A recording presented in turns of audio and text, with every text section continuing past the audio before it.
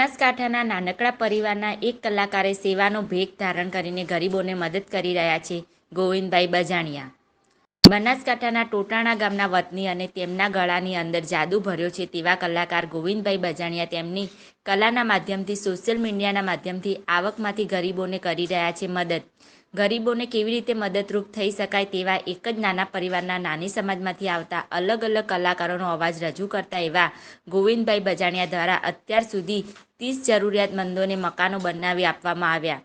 તેના ભાગરૂપે આજે એક મકાન બનાવી આપવામાં આવ્યું, તેનું ઉદ્ઘાટન કરવામાં આવ્યું. જરૂરિયાતમંદોને એમના ઘેર સુધી રાશન કીટ પહોંચાડવાનું કામ જેવી અન્ય સેવાકીય પ્રવૃત્તિઓ કરી રહ્યા છે. કલાના માધ્યમથી આવા કલાકારોને લોકો બિરદાવી રહ્યા છે. કલામાંથી આવેલા પૈસા ગરીબો પાછળ વાપરી ગરીબોને સેવા કરતા ગોવિંદભાઈ બજાણિયા અને તેમની ટીમ વર્ષથી સમગ્ર ગુજરાતની અંદર સરસ સેવાનું કામ કરી રહ્યા છે. ગોવિંદભાઈ બજાણિયા જેમ કે ગરીબ નિરાધાર બાળકો હોય તેમને મકાન બનાવી આપે અને વૃદ્ધ ઉંમરલાયક જેમની આર્થિક પરિસ્થિતિ ખૂબ નબળી હોય તેમને કરિયાણાની કીટ અને નિરાધારને રહેવા માટે ઘર ના હોય, મા બાપ નિરાધાર બાળકો હોય તેમને મકાન બનાવી આપે છે. તો અત્યાર સુધીના તેમને સમગ્ર ગુજરાતની અંદર 30 મકાન બનાવ્યા છે સોશિયલ મીડિયાના માધ્યમથી અને સમગ્ર ગુજરાતની અંદર કરિયાણાની કીટ શરૂઆતમંદ વ્યક્તિને ગોવિંદભાઈ બજાણિયા ગુજરાતના જાણીતા અલગ અલગ અવાજના બેતાજ બાદશાહ તરીકે સમગ્ર ગુજરાતની અંદર ખૂબ મોટું નામ છે. અને જેમ કે ગુજરાતી ફિલ્મના સુપરસ્ટાર હિતેન કુમાર, ફિરોજી, રાની, નરેશ કનોડિયા તેમના અવાજથી આજે સમગ્ર ગુજરાતની અંદર સોશિયલ મીડિયામાં ખૂબ જ મોટું જાણીતું નામ છે.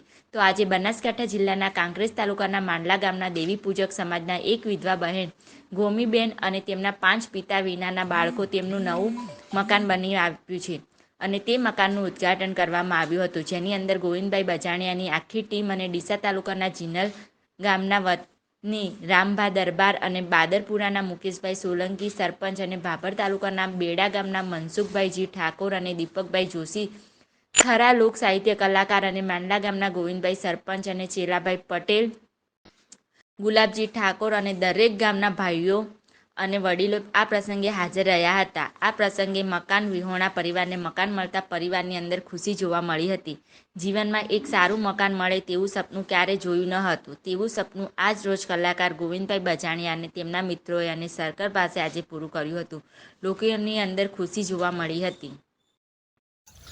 સમગ્ર ગુજરાતની જાહેર જનતા એટલે કે અઢારે સમાજ જે મારી નિમિક્રી અલગ અલગ અવાજોમાં હિતેન કુમાર, નરેશ કનોડિયા, રાકેશ બારોટ, ફિરોજી રાની એમના અવાજથી આપ સૌ લોકોએ મને ફેમસ કર્યો છે.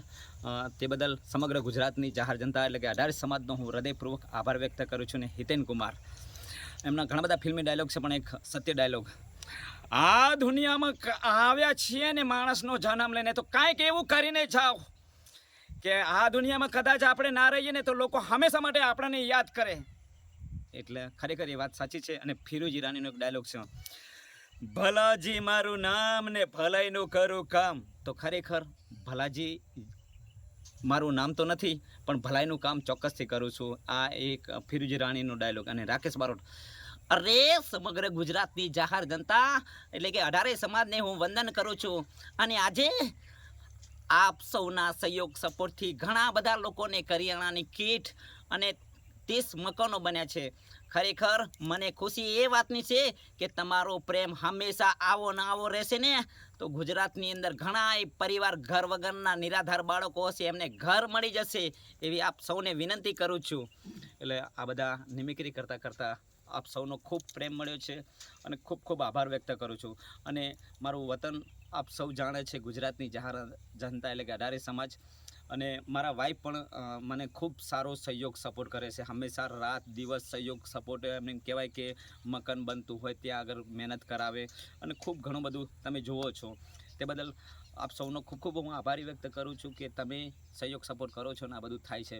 બાકી તો તમે જાણો છો ને, ભલાજી મારું નામ ને ભલાઈનું કરું કામ. તો તમે પણ ભલાઈનું કામ કરજો ને આવો સહયોગ સપોર્ટ કરજો.